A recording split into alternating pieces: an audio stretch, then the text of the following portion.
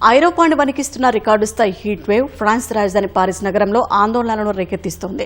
Paris అందాన్ని పెంచే అక్కడి ఐకానిక్ జంప్ పైకప్పులే ఇప్పుడు స్థానికులకు శాపంగా మారాయి. ఎండల తీవ్రత 40 డిగ్రీల సెల్సియస్ దాటడంతో టాప్ ఫ్లోర్లలోని అటక గదులు నిప్పుల కొలిమిని తలపిస్తున్నాయి.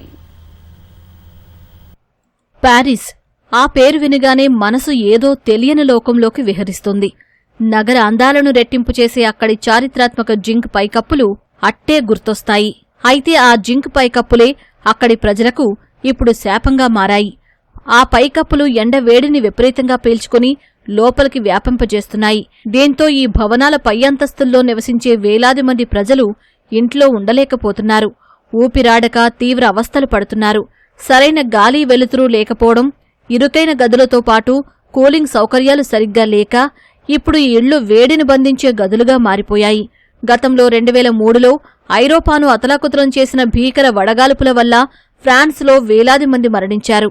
అప్పట్లో కూడా ఇలాంటి పై అంతస్తుల గదుల్లో ఉన్నవారే ఎక్కువగా ప్రాణాలు కోల్పోయారని పరిశోధనలు చెబుతున్నాయి.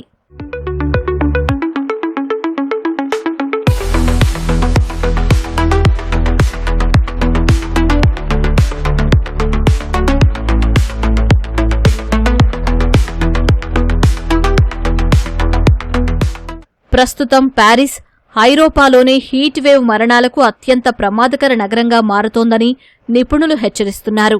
ఐరోపాలోని ఆధునిక షాపింగ్ మాల్స్, ఆఫీసుల్లో ఎయిర్ కండిషనర్లు ఉన్నప్పటికీ పారిస్లోని చాలా నివాస భవనాలలో ఏసీ సౌకర్యం లేదు.